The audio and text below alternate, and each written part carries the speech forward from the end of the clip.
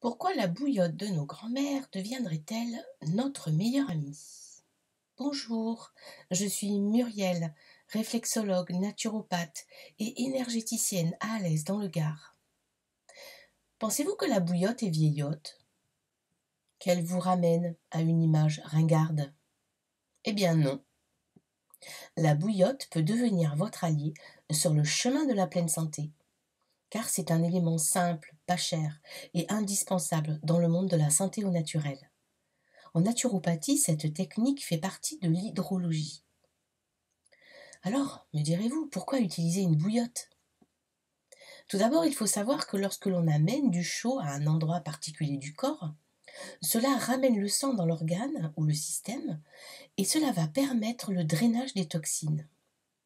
Par exemple, si elle est positionnée sur les reins, dans le milieu du dos, elle va permettre de renforcer le système de filtration.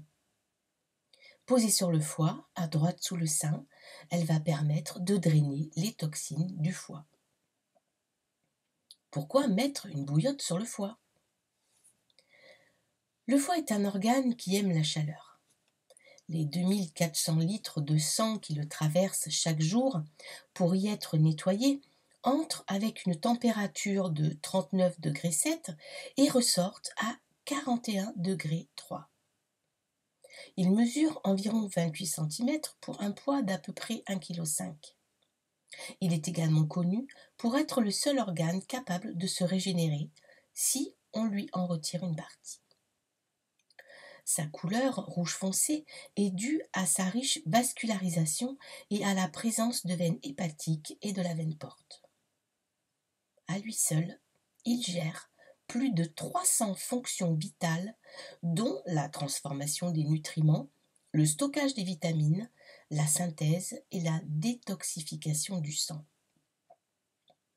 Le foie, avec la vésicule biliaire, est considéré comme un émonctoire, c'est-à-dire une porte de sortie pour éliminer les déchets, toxines, déchets métaboliques, traces de médicaments, pesticides, polluants, etc. Et les cols qui sont responsables de problématiques telles que la constipation, les diarrhées, les gaz, l'acné, les glaires et les problèmes ORL. Avec tout le réseau de vascularisation qui le parcourt, il a besoin de chaleur pour fonctionner correctement. En effet, pendant la période hivernale, les températures fraîches portent atteinte à son bon fonctionnement.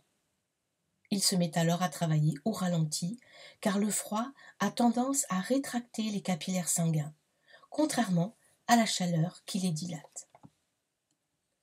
Lorsque vous souffrez d'une digestion paresseuse, lente, que vous ressentez des inconforts, une lourdeur après le repas, une bouillotte chaude, posée entre 20 et 30 minutes sur votre ventre, soulagera votre foie, facilitant ainsi son travail. Par ailleurs, dans le cadre d'une cure détox, pour accompagner le foie dans le processus de filtration et d'élimination, une bouillotte chaude stimulera l'activité hépatique.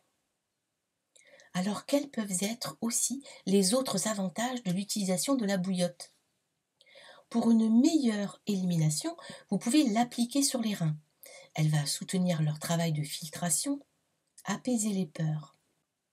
Idéal en période froide, d'autant qu'en médecine chinoise, l'hiver est la saison du rein. Donc, il sera important de garder ceci au chaud. Elle est aussi une alliée précieuse pour les femmes lors des douleurs liées au cycle. Pendant les règles, elle va aider à dilater les vaisseaux dans le bas du ventre, décontractant les muscles, surtout le muscle utérin, et ainsi atténuer les douleurs au ventre et les impressions de crampes. Elle sera aussi utile également pour les petites tensions en milieu de cycle menstruel, donc pendant la période d'ovulation, on l'appliquera sur le bas du ventre et sur la zone lombaire.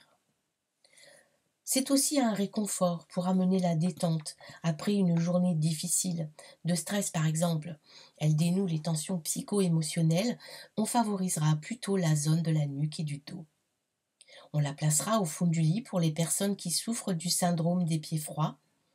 Pour les bébés, Elle calmera les colites et maux de ventre en apportant une chaleur réconfortante. Pour les petits, on commencera par un léger massage fait avec la main sur le ventre de bébé. On massera du nombril vers l'extérieur en faisant des petits ronds de plus en plus grands dans le sens des aiguilles d'une montre. Attention, la bouillotte ne devra pas être trop chauffée, le but étant juste d'apporter un peu de chaleur en plus du massage. Pour cela, testez la chaleur de la bouillotte à l'intérieur de votre poignet, sur le ventre ou sur les parties du corps qui sont les plus sensibles à la chaleur, et vous saurez tout de suite si la bouillotte est trop chaude. Alors pour les tout petits, 20 minutes de durée est suffisante. Ils n'ont pas vraiment besoin d'être réchauffés, mais plutôt réconfortés. Pour les enfants plus grands qui ont des difficultés à trouver le sommeil, il existe des bouillottes peluches très efficaces. Votre enfant pourra serrer dans ses bras la peluche comme un doudou, cela l'apaisera profondément. Alors quelle bouillotte choisir? La bouillotte à eau, elle offre une chaleur diffuse et longue.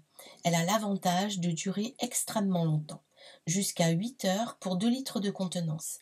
Elle coûte moins de 20 € à l'achat et se garde des années. De plus, l'eau contenue dans la bouillotte peut être réutilisée indéfiniment. Attention tout de même à l'étanchéité du bouchon. Si vous en avez qui date de plusieurs années dans vos placards, il faut vraiment être vigilant à l'étanchéité du bouchon pour ne pas risquer de vous brûler. Donc ne jamais l'appliquer à même la peau, parce que cela peut causer des risques de brûlure. On l'enveloppe dans une serviette éponge. Alors on en trouve dans le commerce souvent, parfois avec une housse en flanelle ou en laine. Pour les enfants, on va en trouver une en contenance beaucoup plus petite, d'environ 800 ml, qui va à peu près être pour 4 heures de chaleur. Donc elles sont généralement insérées dans une peluche ou un cache-bouillotte au motif sympa. Alors voilà, que je le rappelle encore une fois, bien vérifier la fermeture et la température avant l'utilisation, particulièrement pour les bébés. Alors on peut trouver aussi des bouillottes en graines. Donc elles vont offrir une chaleur plus sèche et douce. Alors il faut savoir que plus la graine est petite, plus la durée de chaleur sera longue. Donc le colza durera un peu plus longtemps que celle en noyau de cerise, par exemple. Donc la chaleur des bouillottes sèches n'est pas très longue. C'est entre 15 et 30 minutes selon la taille de la bouillotte et bien sûr selon ce qu'il y a à l'intérieur. Noyau de cerise, colza et poutre blé. Leur utilisation est parfaite pour réconforter ou apporter un peu de chaleur immédiate, par exemple pour soulager une douleur, un maux de tête, des problèmes, des douleurs musculaires ou des contractures. Alors elle se place sur le radiateur, se chauffe au micro-ondes en 1 minute environ, mais il faut bien la surveiller et ne pas la faire surchauffer ou elle se déchirera. Donc surtout, soyez vigilant à la température si vous la chauffez au micro-ondes, à ce qu'elle soit parfaitement intacte pour éviter tout risque d'accident lié à l'ingestion d'une graine ou d'un noyau de cerise pour les tout petits. La bouillotte tour de cou ou bandeau est parfaite pour soulager la nuque, les cervicales. Pour le dos, les lombaires, les lumbagos, on va choisir plutôt une bouillotte plus large que celle utilisée pour le cou.